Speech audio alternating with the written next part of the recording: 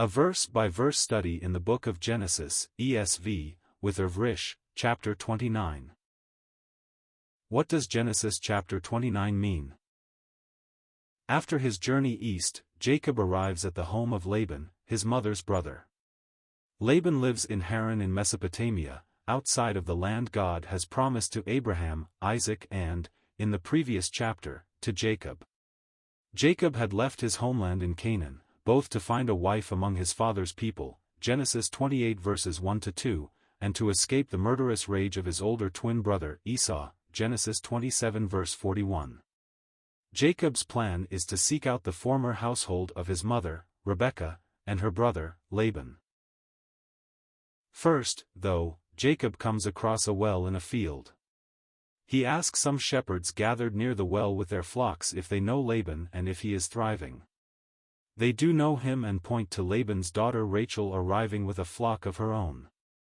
Jacob immediately rolls the heavy stone away from the well and waters the sheep that belonged to Rachel's father, Genesis 29 verses 1-10. This might have been an effort to impress her, as later verses will show that Jacob comes to love Rachel very much. Jacob becomes emotional about finding these relatives he has never met before. He kisses Rachel and weeps loudly. Finally, he tells her who he is, and she runs to tell Laban. Laban quickly arrives. He hugs and kisses Jacob and welcomes him into his home. Jacob tells Laban some version of his story and how he came to be there, and Laban acknowledges that Jacob is truly his relative, Genesis 29 verses 11-14. After Jacob has been with the family for a month and working for Laban, the uncle asks the nephew what wages he would ask to continue working for him. The implication is that Jacob is a good worker and very helpful to Laban. Jacob, who has come in part to find a wife, offers to work for 7 years in exchange for marrying Laban's younger daughter Rachel, whom Jacob loves, Genesis 29 verses 15-18. This intense love for Rachel will be an important contrast to Jacob's feelings for her older sister, Leah, later in this chapter. Laban quickly agrees to this generous offer and the years fly by for Jacob. When the time has passed, Laban throws a wedding feast. On the wedding night, however, Laban manages to switch out Rachel with her older, less attractive sister Leah. Jacob sleeps with Leah without realizing she is not Rachel. Apparently in that time and place, this was enough to constitute a legal marriage, Genesis 29 verses 19-25. When Jacob realizes the next morning what has happened, he demands to know why Laban has committed this outrageous deception. Laban calmly tells Jacob that their custom does not allow the younger daughter to marry first, Genesis 29 verse 26. Obviously, even if this were true, it is information Laban had 7 years to pass along to Jacob. The entire arrangement was an obvious ploy on Laban's part.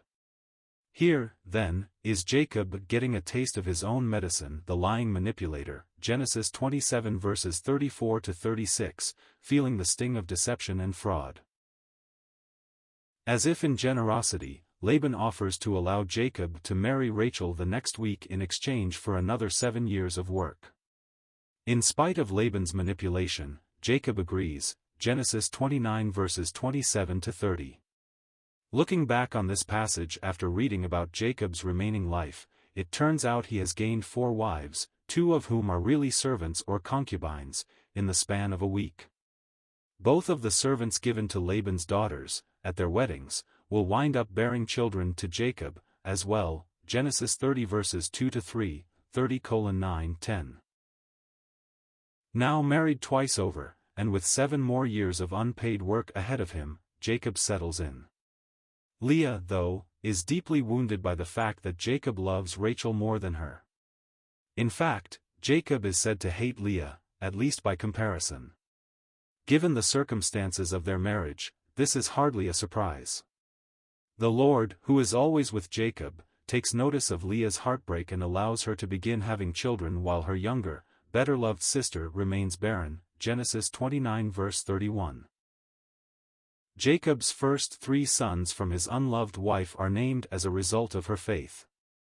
Leah trusts in the God who notices her pain and for her hope, or lack of it, that Jacob will now turn his heart toward her. In spite of Leah bearing Reuben, Simeon, and Levi, however, Jacob apparently remains unloving toward Leah, Genesis 29 verses 32 to 34. Leah seems to give up hoping that bearing sons will increase Jacob's love for her. She names her fourth boy Judah, which means, praise, or, may God be praised. Leah's faith in God's goodness remains intact, even while her hope that her husband will love her appears to slip away, Genesis 29 verse 35. The last verse of this chapter specifically indicates that Leah stopped conceiving children after Judah. This might be due to a temporary time of infertility. However, the next chapter speaks of Rachel's anger that Leah has had children while Rachel has not. This jealousy from his favored wife might have inspired Jacob to withhold himself from Leah in an effort to give Rachel a child to call her own. Chapter context: the previous chapter described Jacob fleeing from home to seek his uncle in Mesopotamia. This was both to escape the rage of his brother, Esau, and to look for a suitable wife. Now Jacob arrives and falls in love with his uncle's daughter Rachel. After working 7 years to marry her, Jacob is tricked by his uncle into marrying the older daughter, Leah, instead. Laban allows Jacob to marry Rachel, as well, in exchange for another 7 years' work. Though she is unloved by Jacob, the Lord notices Leah's heartbreak and allows her to bear 4 sons. In the next chapter, Rachel's jealousy sets off something of a birth war, as she and Leah compete to obtain children. Verse by verse. Verse 1.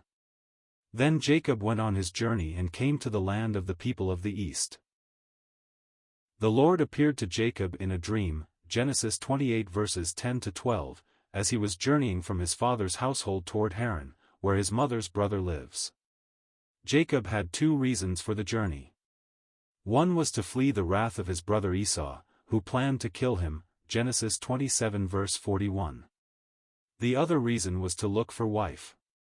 Isaac had told Jacob specifically to marry one of the daughters of Laban, Rebekah's brother, Genesis 28 verses 1 to 2. So after vowing to make the Lord his God if the Lord would really be with him and care for him, Genesis 28 verses 20 to 22, Jacob set out once again for Haran. The text literally reads that Jacob picked up his feet. It's like the meeting with God had filled him with new confidence about his purpose and future. In time, he came to the land of the people of the east, or the eastern lands. He had left behind the land of Canaan. He was closer to reaching his destination than he realized. Context summary: Genesis 29 verses 1 to 30 describes Jacob's arrival at his uncle's household. Laban is happy to see his nephew, likely for the first time. Jacob falls in love with Laban's more attractive daughter, Rachel, and agrees to work for Laban 7 years to marry her. On the wedding night, however, Laban treacherously switches Rachel for her older sister Leah. Jacob agrees to marry Rachel the next week, but now must work another 7 years. Verse 2.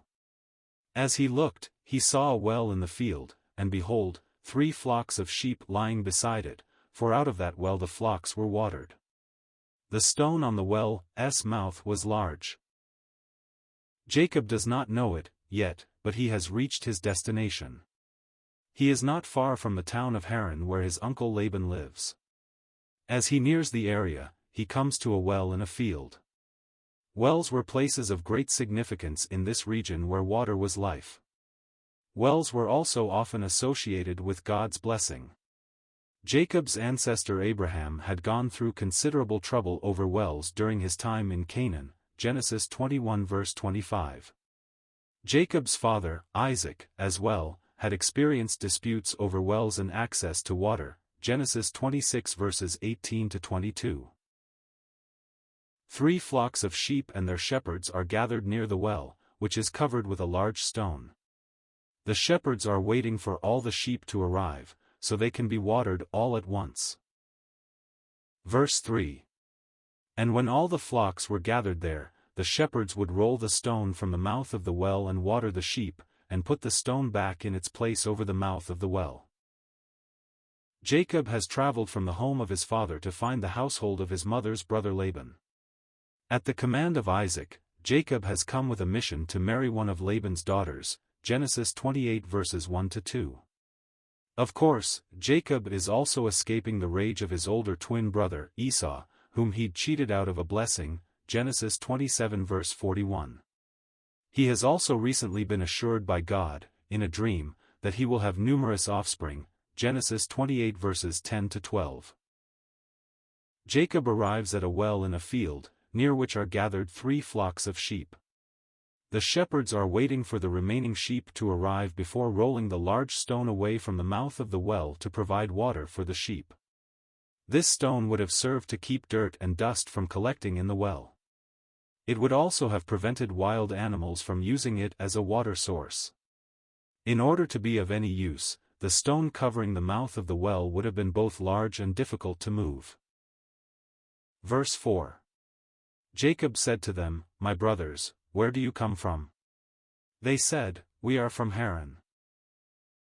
Jacob has traveled from his home in Canaan, escaping his brother, Genesis 27 verse 41, and searching for a wife, Genesis 28 verses 1-2. He has come to this region looking for the town of Haran, where his uncle Laban lives.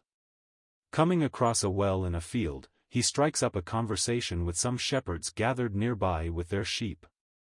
He asks where they're from. They tell him Haran. Jacob must have been glad to learn he was so near to his destination. The fact that this meeting takes place by a well is no accident. In that era, water was important enough to fight over, Genesis 21 verses 25-27, and wells would have been natural meeting places. Because they represent life and nourishment, wells are often used in Scripture to symbolize God's blessing. The shepherds here are waiting for all of the sheep to arrive before drawing water, Genesis 29 verse 3. This well is capped with a large stone, probably to keep other animals and debris out of it, Genesis 29 verse 3. Verse 5. He said to them, "Do you know Laban the son of Nahor?" They said, "We know him." Jacob has just learned that the shepherds gathered near this well are from Haran, the very town he has traveled so far to find. Now he asks them if they know Laban, the man he has come to find and hopefully stay with. They do know him. Is Jacob beginning to sense that God is truly with him, on the way, leading him where he should go? Jacob's quest was to find this very family, in order to seek out a wife, Genesis 28 verses 1-2. Just as God led the servant of Abraham directly to a well, in order to find a wife for Isaac, Genesis 24 verses 12-16, perhaps God has led Jacob to the right place at the right time. Verse 6. He said to them, "Is it well with him?" They said, "It is well, and see, Rachel his daughter is coming with the sheep." Jacob is speaking with shepherds as they wait for their flocks to assemble near a well. Jacob is looking for the family of his mother's brother, Laban, and the men he has found know exactly who Jacob seeks. Not only do they know him, and know that he's doing well, the shepherds surprise Jacob pointing out Laban's daughter Rachel is just arriving at the well with her own flock of sheep. At this point, it must be obvious to Jacob that the Lord is keeping his promise to be with Jacob on his journey, Genesis 28 verse 15. God has brought Jacob to this well, in this field, at the exact moment one of the daughters of Laban arrives. Jacob's purpose for coming here, in part, was to marry one of the daughters of Laban at the urging of his father Isaac, Genesis 28 verses 1-2. Jacob's father, as well, found a wife when God intervened to bring the right woman to a well at just the right moment, Genesis 24 verses 12-16. Jacob can likely see the plan for his life beginning to come together. Verse 7. He said, "Behold, it is still high day, it is not time for the livestock to be gathered together. Water the sheep and go, pasture them." The conversation between Jacob and the shepherds has provided him with what must have been shocking and welcome information. They were from Haran, precisely where he is headed, Genesis 28 verses 1-2. They knew Laban. Laban's daughter, a prospective wife for Jacob, was just arriving with a flock of sheep. We don't know why, exactly, but for some reason Jacob addresses the shepherds with what seems like a challenge. In fact, he gives them an order. Some commentators suggest perhaps the shepherds were being short with Jacob, not giving the stranger much respect. From Jacob's perspective, it's too early in the day to gather the separate flocks of sheep into a single herd for the night. They should still be out with their flocks grazing on the vegetation in this region. Jacob tells the shepherds, in essence, to stop hanging out, to water the sheep, and to get back to the pasture. Is Jacob just the kind of guy who tells other people what to do, or is he beginning to assert himself as a relative of an important man in the region? Or does he perhaps wish for these shepherds to go away so he can meet and get to know his cousin and prospective wife Rachel? Verse 8. But they said, "We cannot until all the flocks are gathered together and the stone is rolled from the mouth of the well, then we water the sheep." Jacob has just learned several things at once. His journey has brought him near his destination of Haran and the household of his uncle Laban, Genesis 28 verses 1-2. According to the shepherd standing around a well, Laban is in good health, and his daughter is approaching with a flock of sheep, Genesis 29 verses 5-6. In the previous verse, Jacob seems to have taken some borrowed ownership of the situation around the well. He ordered the shepherds gathered with their flocks to water the sheep and get back to the pasture. This seems like a brash statement from a stranger, so perhaps the other men were being rude to Jacob. Or, he's simply trying to assert himself in an effort to win over Rachel. Here, the shepherds respond that Jacob's plan is not how they do things. They wait until all of the sheep have arrived, all of the flocks, then they roll away the well's heavy stone covering and water all of the flocks at once. It's not clear exactly why they do it this way. Some commentators suggest, however, that the first flocks to arrive would usually be the first to be watered. Laban won't follow that practice in the following verses. Verse 9. While he was still speaking with them, Rachel came with her father's sheep, for she was a shepherdess.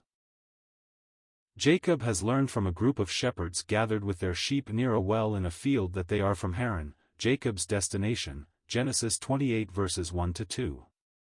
In fact, it turns out they know Jacob's uncle Laban, the very man Jacob has traveled to stay with. Even more, Laban's daughter is arriving with another flock of sheep at this very moment. Her name is Rachel, and she is a shepherdess. Jacob has attempted to order the waiting shepherds to water their flocks and get back out into the field. As one would expect, since he's a stranger, the men did not obey his request, Genesis 29 verses 7-8. According to them, it's necessary to wait until all of the flocks are assembled before they'll roll away the heavy stone covering the mouth of the well. This story represents an interesting parallel to the experiences of Jacob's own mother, Rebekah. A servant sent by Abraham, Jacob's grandfather, was sent to find a wife for Isaac, Jacob's father, Genesis 24 verses 2-4. That man located Rebekah by using a test performed at a well in this same region, Genesis 24 verses 13-14. Verse 10. Now as soon as Jacob saw Rachel the daughter of Laban his mother's brother, and the sheep of Laban his mother's brother, Jacob came near and rolled the stone from the well's mouth and watered the flock of Laban his mother's brother. After a terse exchange with the local shepherds gathered around this well, Jacob sees his beautiful cousin Rachel and turns into kind of a joyful mess. The other shepherds have just told Jacob that they wait for all the flocks to arrive before watering the sheep, likely in order of arrival. Jacob ignores all of that and rolls the heavy stone away from the mouth of the well, apparently all by himself. He immediately waters Laban's flock of sheep without asking or being asked. Suddenly, Jacob is a take-charge kind of guy. In the following verses, he will express even more openly his joy at finding Rachel and, by extension, Laban. Perhaps Jacob is also aware of the similarities between this moment and the time when Abraham's servant found Jacob's own mother at a well while looking for a wife for his father Isaac. The servant had asked God to make the one who offered to water his camels the one intended for Isaac. Rebekah had done so immediately, Genesis 24. Verse 11. Then Jacob kissed Rachel and wept aloud. When Jacob saw his cousin Rachel arrive at the well with his uncle's sheep, he became very bold and emotional. Without apparently saying anything to Rachel, Jacob immediately watered her flock of sheep, Genesis 29 verse 10. Now he kisses his cousin and starts crying loudly. Jacob seems to have been overcome with joy that he had so quickly found his family upon arriving in the region, as well as making contact with a woman who could be a potential wife. Isaac had sent him to marry one of Laban's daughters, after all, Genesis 28 verses 1-2. Jacob's joyful response is similar to that of Abraham's servant upon realizing that the young woman he had found at a well as a potential wife for Isaac was also a close relative of Abraham, Genesis 24 verses 22-27. To kiss a relative would not necessarily have been seen as a romantic gesture in this era. It may, however, have seemed strange to do without first identifying oneself as a relative, especially when bursting into tears immediately afterwards. We would assume Rachel was confused. Verse 12. And Jacob told Rachel that he was her father's kinsman, and that he was Rebekah's son, and she ran and told her father. After watering Rachel's sheep without being asked and then kissing her and bursting into tears, Jacob finally tells her who he is. It may seem out of order to us, but Jacob was apparently overwhelmed with joyful emotion. He has fled his homeland in Canaan to escape his brother's wrath, Genesis 27 verse 41, and also to obey the request of his father to seek a wife, Genesis 28 verses 1-2. Rachel is from the very people group Jacob was meant to contact. Along the way, Jacob experienced a profound dream where he was given promises by God, Genesis 28 verses 10-12. Specifically, Jacob tells Rachel that he is related to her father Laban. In fact, he is her aunt Rebekah's son. In response, Rachel ran home to tell Laban the news. Jacob's mother Rebekah responded in a similar way when she learned about Abraham's servant and his mission, Genesis 24 verse 28. Verse 13. As soon as Laban heard the news about Jacob, his sister's son, he ran to meet him and embraced him and kissed him and brought him to his house. Jacob told Laban all these things. Many years earlier, Laban had heard about the arrival of the servant of a relative and had run out of the city to greet him, Genesis 24 verses 28-29. That time it was Abraham's servant who came to offer great wealth as part of his request to take Rebekah away and marry her to Isaac, Genesis 24 verses 34-38. Perhaps when Laban heard from Rachel that Rebekah's son had arrived, he expected to find a similar opportunity for wealth. Or perhaps he was just excited to meet his nephew. As the events of this chapter will reveal, it is often difficult to know whether Laban is driven by greed or by love. Whatever Laban's initial motives, he would have quickly seen that Jacob arrived without great wealth. He was likely traveling alone, and in the prior chapter he was described as sleeping in the wilderness with a rock for a pillow, Genesis 28 verses 10-11. We're told of no servants or caravan of camels. Still, Laban warmly greets Jacob, hugging and kissing him in the manner of the day and welcoming his nephew into his home. Jacob, also overjoyed, is said to have told Laban all these things. We assume that means that Jacob told Laban some of the story of his family and his reason for coming to Haran, Genesis 28 verses 1-2. We don't know, however, if Jacob revealed all of his family's business, including his own deception of his father to get Esau's blessing, Genesis 27 verse 41, or of his encounter with the Lord in a dream, Genesis 28 verse 12. Verse 14. And Laban said to him, Surely you are my bone and my flesh.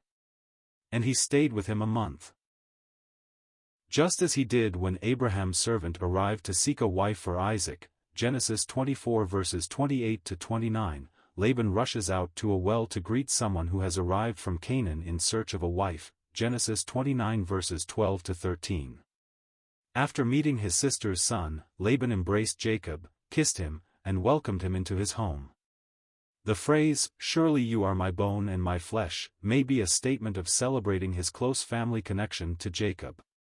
It may also have been an acknowledgement that Jacob was who he said he was, the son of Rebekah and thus a true member of Laban's family. Welcomed into Laban's home, Jacob stays with the family for a month. Apparently, he began to work for Laban during that time, Genesis 29 verse 15. It's possible that Jacob's plan was to follow the instruction of his parents and only stay with Laban for a short season. A month may have been long enough for Esau to cool off, Genesis 27 verse 41, for Jacob to find a wife, Genesis 28 verses 1 to 2, and to return home. Instead, Laban will make Jacob an offer he can't refuse, one that will keep him working for Laban in the land of Mesopotamia for a long time. Verse 15. Then Laban said to Jacob, "Because you are my kinsman, should you therefore serve me for nothing? Tell me, what shall your wages be?" Jacob had apparently arrived at Laban's house without a clear exit strategy. At the urging of both of his parents, Jacob had come to escape the murderous wrath of his brother, Genesis 27 verse 41, and to find a wife, Genesis 28 verses 1 to 2. Up to this point, things have gone well.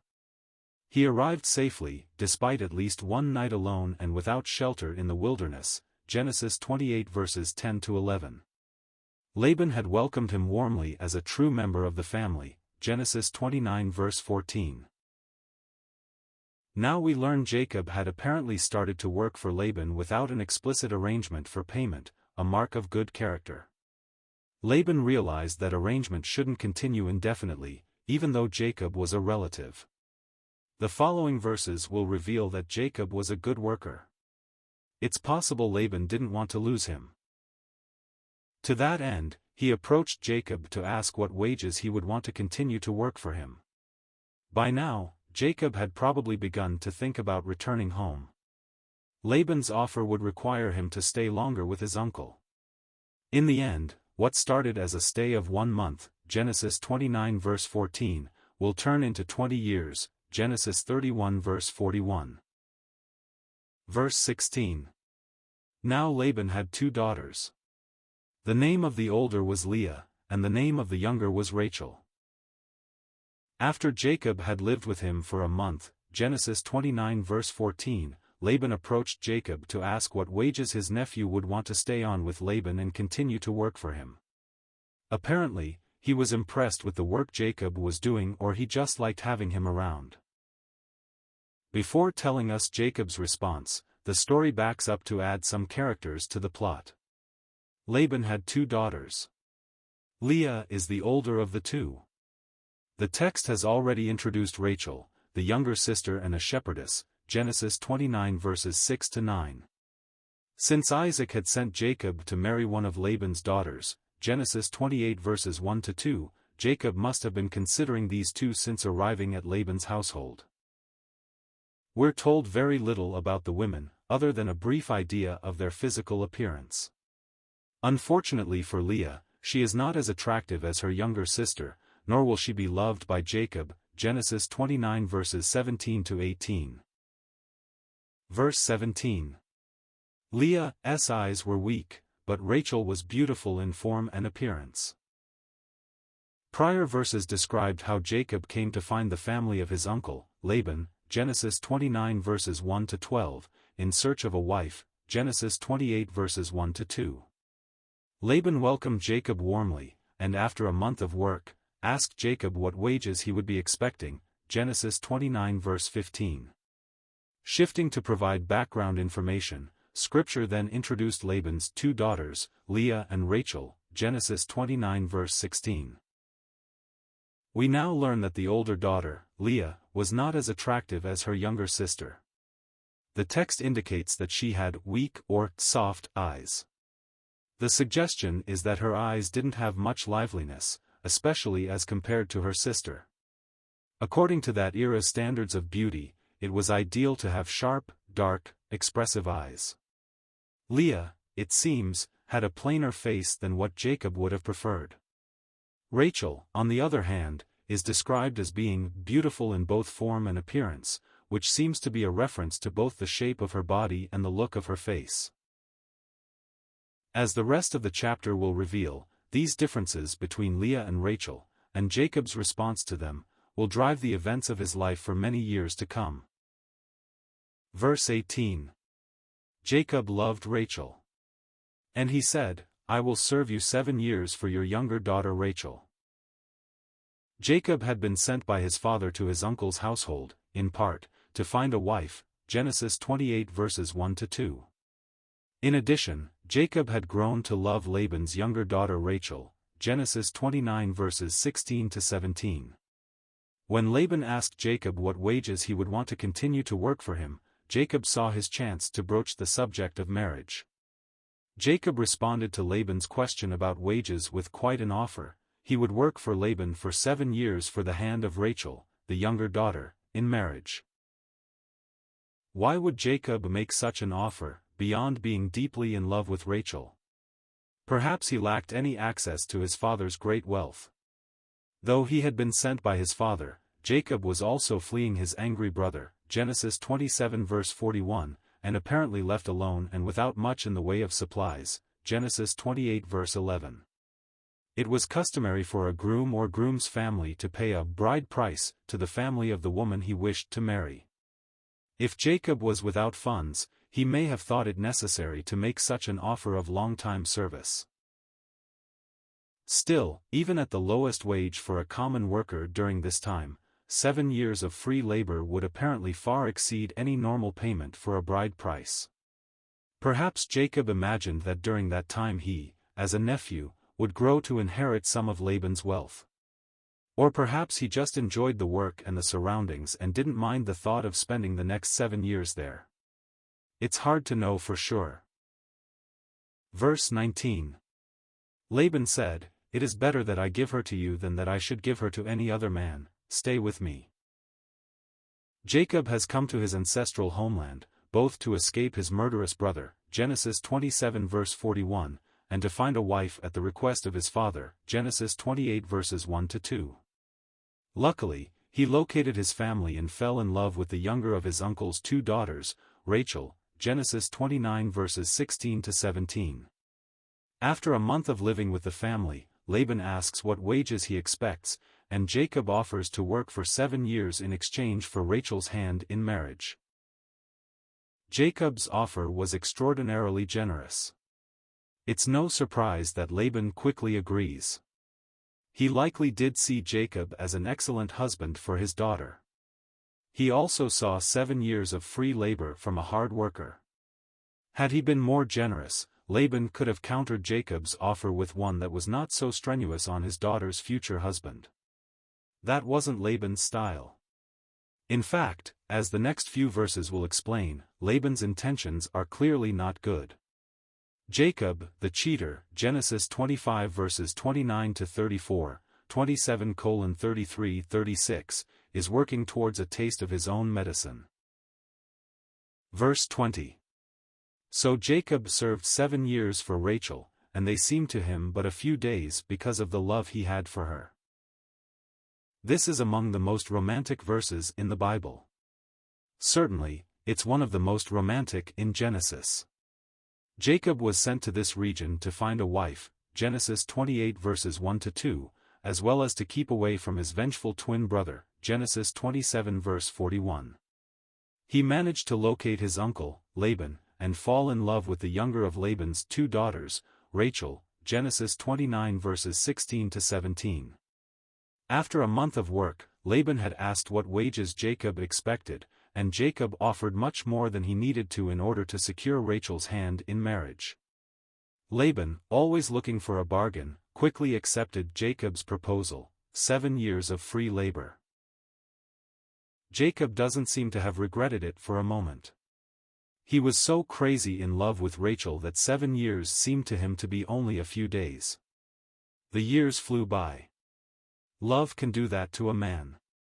Those years would quickly slow down, however. Jacob's history is one of deception and fraud, Genesis 25 verses 29 to 34, 27:33-36, and Laban is actually plotting a scheme using Jacob's great love for Rachel. Verse 21. Then Jacob said to Laban, "Give me my wife that I may go into her, for my time is completed." Jacob had offered, and Laban had gladly accepted, an extravagant price for the privilege of marrying Laban's younger daughter, Rachel, Genesis 29 verses 16 to 17. Jacob would work for Laban for 7 years in exchange for this price, Genesis 29 verses 18 to 19. The previous verse reported that those years flew by for Jacob because of his great love for Rachel. He was happy to pay that price to be married to her. Jacob's words read like a demand. It's possible there had already been tension between Jacob and Laban and that Jacob felt the need to be strong with Laban to bring their deal to a close. Now the 7 years was over, and Jacob asked Laban to make good on his end of the deal, "Give me your daughter for my wife. More specifically, give me my wife so that I may consummate the arranged marriage," indicating that Jacob and Rachel had remained chaste during those 7 years. This only further highlights the nature of Laban's upcoming deception. 7 years have passed, this is plenty of time to explain customs or iron out small details. And yet, when the wedding night is over, Jacob will be stunned to find that he's been tricked, Genesis 29 verse 25. Laban's excuse, coming so long after the deal was made, will only confirm that his deceit was intentional, Genesis 29 verse 27. Verse 22. So Laban gathered together all the people of the place and made a feast. Laban appears to be keeping his end of the agreement with Jacob, the hand of his daughter, Rachel, in exchange for 7 years of free work, Genesis 29 verses 18 to 19. Jacob has put in his 7 years of work and has now demanded to marry Rachel, Genesis 29 verse 21. Jacob has not been intimate with Rachel, Genesis 29 verse 21, and is ready to take her as his wife. Appropriately, Laban throws a wedding feast, inviting everyone in the area to come to the celebration. Nobody from Jacob's family is said to have been invited. We're not told that Jacob had any contact with Isaac, Rebekah, Esau, or others from their household during the 7 years that have passed. That may not be surprising given the circumstances under which Jacob left home, Genesis 27 verses 33 to 41. Still, we wonder if any word of Jacob's wedding would have reached them. A wedding feast during this era may have lasted as long as a week with much eating and drinking, as well as several specific rituals and ceremonies. One of significant event would involve the groom taking the bride to his chamber to consummate the marriage. It is at that point in the proceedings that Laban will betray his contract and relationship with Jacob in the most shocking way. Verse 23. But in the evening he took his daughter Leah and brought her to Jacob, and he went in to her. Laban's betrayal of Jacob and, arguably, of his own daughter Rachel, takes place in this verse. Jacob had offered to work for 7 years, free of wages, in order to marry Rachel, Genesis 29 verses 18 to 19. When the appointed time came, however, Laban finds a way to substitute Leah, the older daughter, instead. For the modern reader, it's difficult to understand exactly how Jacob could have missed this key detail on his wedding night. Clearly, this supports the idea that he and Rachel had not been intimate before this point, Genesis 29 verse 21. Somehow, Laban switched Rachel for Leah in Jacob's chambers before they had consummated their marriage. The fact that Jacob slept with Leah without realizing she was not Rachel may be explained by wedding customs that would have involved the veiling of the bride. Likewise, cultural attitudes towards modesty might have meant her identity was unclear during the night. Also, a celebration involving wine can sometimes lead to a lack of judgment. All of these are speculation, however. All we know for sure is that Laban successfully tricks Jacob into consummating, and therefore, by that culture's customs, marrying someone other than the woman he had worked 7 years for. As painful as this would have been to Jacob, his own past was one of deception and trickery, Genesis 27 verses 33 to 41. Like it or not, Jacob is now learning what it feels like to be cheated. Verse 24. Laban gave his female servant Zilpah to his daughter Leah to be her servant. This verse feels like a non-essential detail in light of Laban's enormous act of betrayal in the previous verse. He switched one daughter for another on her wedding night so that her groom would unknowingly sleep with, and be legally married to, her sister. This, after accepting an offer from the groom to work 7 years of labor, with no other wages, for the right to that marriage, Genesis 29 verses 18 to 21. Many translations of the Bible include this in parentheses, since it's clearly meant to be a footnote to the main story. Verse 29 will contain a similar aside. The note given here is that Laban gave to Leah one of his servant girls, Zilpah, as a wedding present. He will do the same when Rachel is married. It was not uncommon for a father to give his daughter a generous gift for her wedding, and the lifetime gift of a servant girl would have been very generous, indeed. The family precedent for this had been set many years earlier when Rebekah set off to be married to Isaac. Then Laban's father had given to Laban's sister Rebekah her childhood nurse and several servant girls, Genesis 24 verses 59 to 61. The gift of Zilpah to Leah is not totally irrelevant, however. This moment will become significant in Jacob's life later on. Due to problems conceiving children in the family, Zilpah will eventually become Jacob's wife and a mother to his children. Verse 25. And in the morning, behold, it was Leah. And Jacob said to Laban, What is this you have done to me? Did I not serve with you for Rachel? Why then have you deceived me? Jacob made an extravagant offer to Laban, to work 7 years for the right to marry Laban's younger daughter, Rachel, Genesis 29 verses 18 to 19. The years flew by because of his love for her, Genesis 29 verse 20. But Laban has betrayed Jacob and Rachel by switching Leah for Rachel on their wedding night. Jacob has slept with Leah, believing her to be Rachel. Scripture does not explain exactly how he could have done so without realizing the difference. Genesis 29 verse 17 indicates Rachel was beautiful in both her face and her body, while Leah was less attractive, Genesis 29 verses 16 to 17. It's possible that too much wine, or elaborate veils, cultural modesty, or Jacob's wedding night nervousness caused him to miss this key fact, but we don't really know.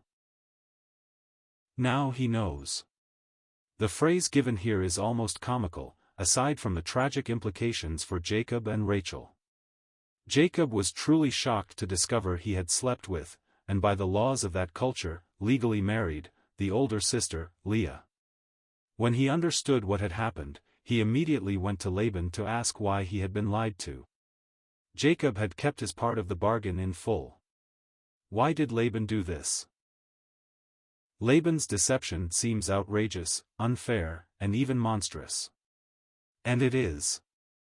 However, it's hard not to see echoes of Jacob's own deception of his dying, blind father Isaac, Genesis 27 verse 19. Isaac and Esau together experienced a similar terrible moment of shock when they realized Jacob had impersonated Esau and had stolen the family blessing, Genesis 27 verses 30 to 36. Scripture never explicitly labels this an act of retribution from God for Jacob's deception. It could be argued the parallel is so obvious that it doesn't need to be stated, but the fact is the Bible does not directly say this is a punishment. Perhaps, though, Jacob began to learn empathy for those he had harmed. One would hope this would inspire him not to follow in the footsteps of his mother Rebekah and his uncle Laban. Later in his life, both Jacob's prior deception and this moment will be reflected in an encounter with God. There, Jacob will be asked to state his name, in order to be blessed, Genesis 32 verses 24 to 28. Verse 26. Laban said, It is not so done in our country, to give the younger before the firstborn. On the wedding night, Laban had switched his older, less attractive daughter for the younger one whom Jacob loved, Genesis 29 verses 16 to 17. Jacob had unknowingly consummated a marriage with Leah instead of Rachel. The previous verse contains Jacob's outraged but very reasonable questions to Laban on the morning after, "What have you done to me? Didn't I work with you for 7 years for Rachel? Why have you tricked me?" Laban's answer certainly doesn't satisfy those questions. In fact, it's so absurd that it almost comes across as mocking. Laban brushes Jacob off with a shrug and a policy statement: "Our people don't marry off the younger before the older." While it's possible that was the custom, Laban could have explained that to Jacob at any point in the previous 7 years. If it really were a hard rule of that culture, someone would have mentioned it to Jacob eventually. There can be no question whatsoever, this was a deliberate deception on the part of Laban. Was his outrageous act of deception motivated, in part, by love for his older daughter Leah and a concern for her future? Laban's hurtful choices sometimes seem to be a wrong response to some compassionate impulse, but that is often the defense of abusive, controlling people. In a particularly ironic twist, Laban's response involves an older sibling having rights over the younger. Jacob, as it turns out, is also getting a taste of his own medicine.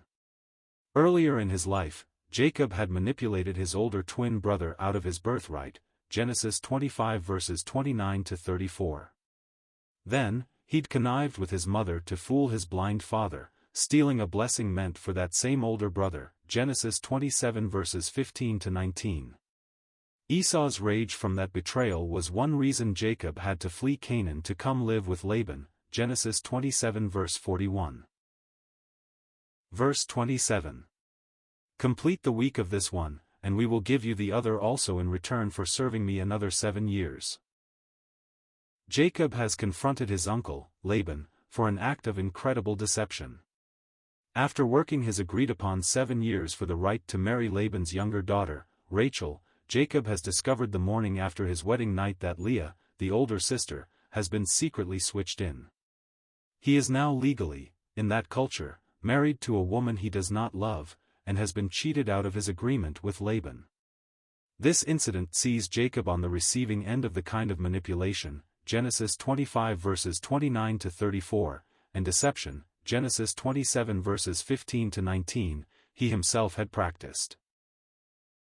What had Jacob planned for his future? Did he imagine that after completing his 7 years of work for Laban, he would marry Rachel and return home to his own family in Canaan? If so, that dream came to an end when he discovered Laban's treachery.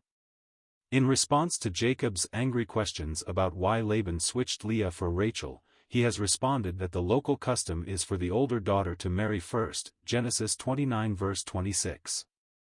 This, of course, is a ridiculous excuse, so farcical that it makes more sense as a deliberate insult than an actual answer. Even so, it would have been especially stinging to Jacob, whose prior acts cheated his older twin brother, Esau, Genesis 27 verse 41. Now Laban offers to allow Jacob to marry Rachel after he completes the week-long wedding celebrations with Leah. However, Jacob will need to work another 7 years for her afterwards. In short, he's married to Leah no matter what, but he can marry Rachel almost immediately if he'll go into debt for her. Laban comes across to us as a manipulative, almost cartoonish villain. He solves the problem of getting Leah married and the problem of not losing Jacob's free labor all in one tidy scheme. He gets everything he wants at Jacob's expense. Jacob did have options, of course. He could have refused to marry Rachel and left Laban's household. He could have refused the marriage to Leah, though if it was legally binding, that might have ruined his chances to marry Rachel. Or, more reasonably, he could have simply demanded Rachel and told Laban that he wasn't going to be cheated into extra work. But, Laban seems to have known from the beginning that Jacob loved Rachel and was likely to continue to serve him in order to marry her. Verse 28. Jacob did so, and completed her week. Then Laban gave him his daughter Rachel to be his wife. Jacob's name literally means usurper, or leg puller, Genesis 25 verse 26. When he manipulated his older brother out of a birthright, and stole a blessing from his father through deception, he lived up to his name, Genesis 27 verses 34 to 36. Fallout from those acts of deceit are a major reason Jacob was forced to flee Canaan, in order to live with Laban, Genesis 27 verse 41, Genesis 28 verses 1 to 2. In what seemed like a stroke of luck, at least for Jacob, he found a woman he loved so much that he was willing to work 7 years for the right to marry her, Rachel, the younger daughter of Laban, Genesis 29 verses 16 to 20. In a deeply ironic twist, however, Jacob the cheater has run into a true master manipulator in Laban.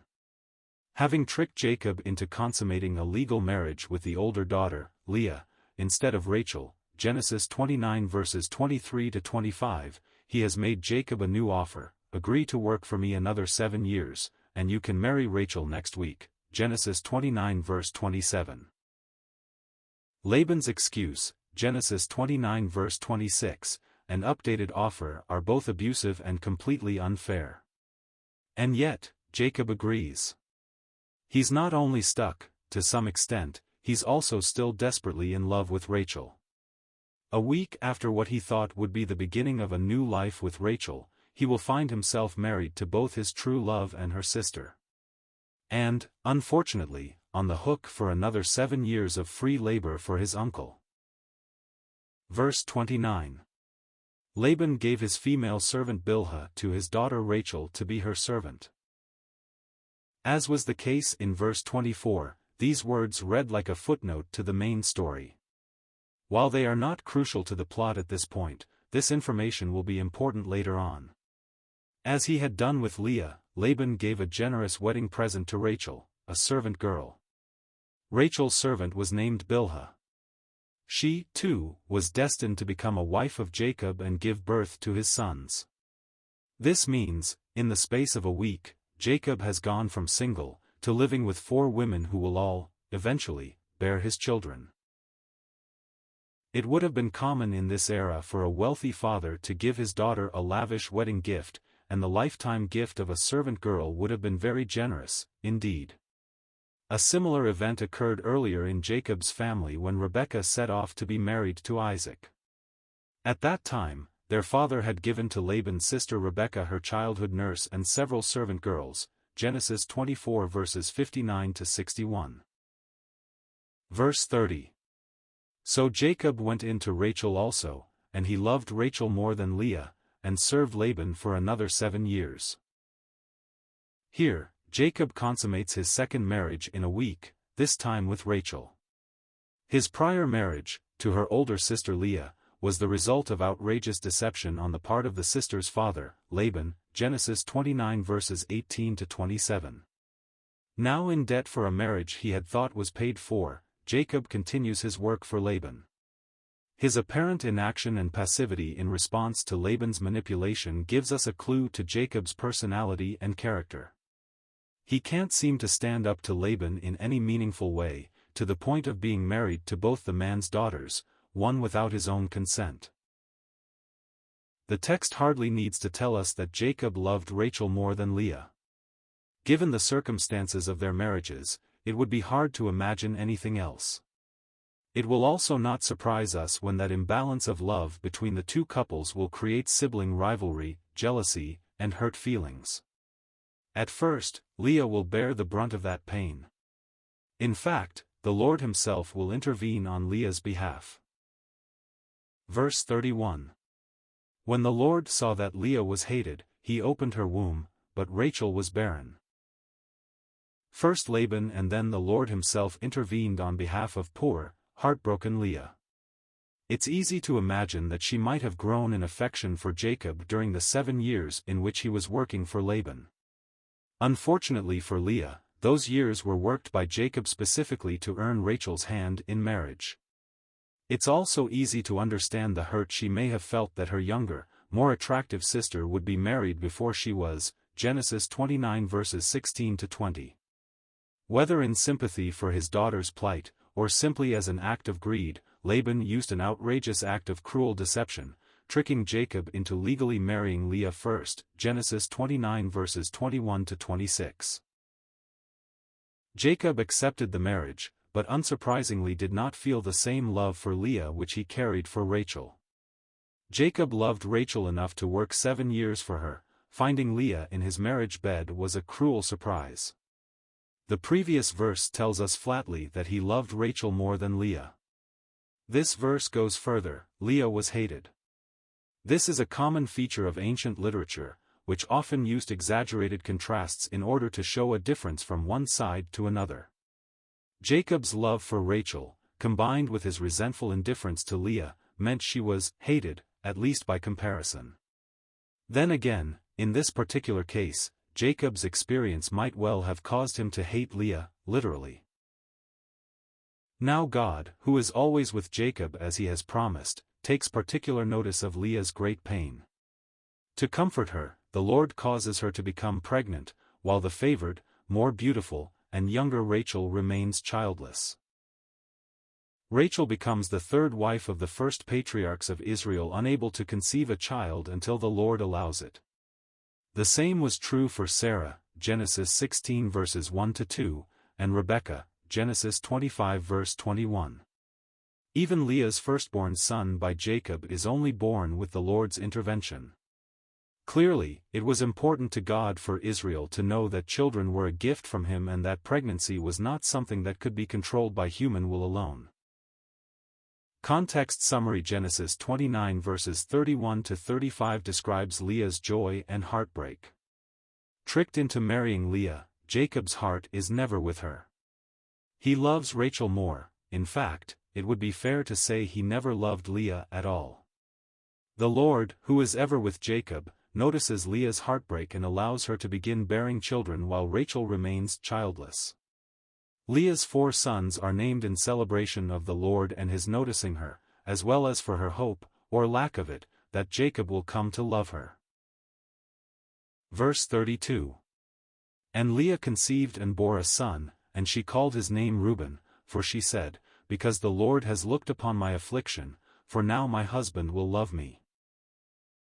The first of Jacob's 12 sons is born to his unloved wife Leah. Blame for this lack of relationship can be laid at the feet of her father, Laban.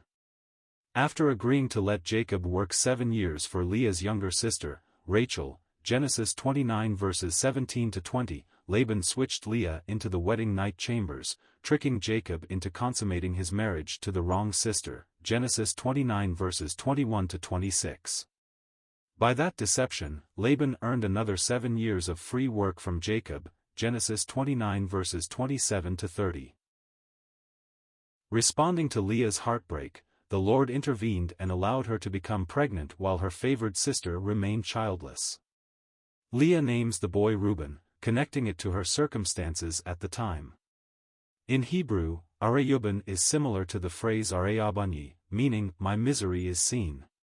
The name is also similar to the hopeful phrase Leah utters regarding Jacob, hoping her husband Yehabani will love me. Leah's naming of the boy is an act of faith in God. She clearly gives him credit for both noticing her pain and for giving her this gift of a son. The name also expresses Leah's misplaced confidence that bearing a son for Jacob will turn his heart toward her. It won't. Verse 33. She conceived again and bore a son, and said, Because the Lord has heard that I am hated, He has given me this son also. And she called his name Simeon. Leah is unloved by her husband, Jacob, Genesis 29 verses 21 to 28. This is unsurprising, since Jacob never intended to marry her in the first place. It was only by an act of trickery that Jacob woke up the morning after his wedding to find Leah, instead of her younger sister, Rachel, in his bed. God saw Leah's pain at being an unwanted, unloved wife, and has blessed her with a son. The favored Rachel, meanwhile is childless, Genesis 29 verse 31. After giving birth to Jacob's firstborn son Reuben, Leah expressed her faith that God had seen her pain. She also believed that bearing Jacob a son would cause him to love her, Genesis 29 verse 32. Here we find that even at the birth of their second son that Jacob continued to hate Leah, especially in comparison to Rachel. In giving this second boy the name Simeon, Leah again shows her faith that God did this for her in response to her pain. Shimon more or less literally means heard. This time, though, the name also reflects the fact that she is hated. She seems to have given up hope, for the moment, that the birth of sons will turn Jacob's heart to her. God has seen, Reuben, and heard, Simeon, her pain, but Jacob does not love her. Verse 34. Again she conceived and bore a son, and said, Now this time my husband will be attached to me, because I have borne him 3 sons. Therefore his name was called Levi. Leah's father, Laban, tricked her husband Jacob into marrying her. In fact, Laban had sneakily replaced Jacob's intended bride, Rachel, with Leah, her older sister, on the wedding night. The end result of this chaos was Jacob married to 2 women, but unexpectedly owing Laban another 7 years of labor, Genesis 29 verses 16 to 30. For this reason, it's not surprising to read that Jacob does not love Leah. Whether figuratively in comparison to his beloved Rachel, or literally, Jacob hates Leah, Genesis 29 verse 31. Seeing this pain, God has allowed Leah to conceive sons while the favored Rachel has remained childless. The prior boys were named to reflect Leah's hope that Jacob would come to love her. Their names, Reuben and Simeon, serve as reminders that God has seen, Genesis 29 verse 32, and heard, Genesis 29 verse 33, her pain. Leah now bears Jacob a 3rd son. Again she names the boy based on her longing for her husband to love her. In Hebrew, Levi literally means, joined to, and is very similar to the root of a word spoken by Leah earlier in the verse, lava, which means, to become attached. Leah hopes this 3rd son will cause Jacob to be attached to her in a way that he apparently never had been before. Verse 35. And she conceived again and bore a son, and said, This time I will praise the Lord. Therefore she called his name Judah. Then she ceased bearing. Leah has married Jacob, but only because her father brutally deceived him, using Jacob's love for her younger sister, Rachel, Genesis 29 verses 16 to 30. As one might expect, Jacob's attitude towards Leah has not been warm, and the Bible actually says that Jacob hated Leah, Genesis 29 verse 31. Seeing and hearing her pain, God granted Leah her first 2 sons, who she named accordingly, Reuben, Genesis 29 verse 32, and Simeon, Genesis 29 verse 33. Her 3rd son, Levi, was named to express a hope that Jacob would finally become attached to her, Genesis 29 verse 34. Now, Leah bears Jacob a 4th son. This time, she does not name the boy according to a hope that her husband will begin to love her. Perhaps Leah has given up on winning Jacob's affection. The name she gives to Judah does, however, continue to reflect Leah's faith in God. Yehudah means, praise, or more specifically, may God be praised. Leah had an active faith in the Lord, who continued to be with her husband. After this 4th son, however, Leah seems to have stopped bearing children. Scripture does not always mention every single child a particular person has, but this verse specifically says Leah did not continue to conceive after Judah. Either she became infertile for a time, or Jacob stopped sleeping with her. This second option is not impossible, given the jealousy expressed by her sister Rachel, as described in the next chapter. End of chapter 29. Please note: the material use in this video is from BibleRef.com, which is from Got Questions Ministries and is posted here to be read by immersive reader in the Edge browser.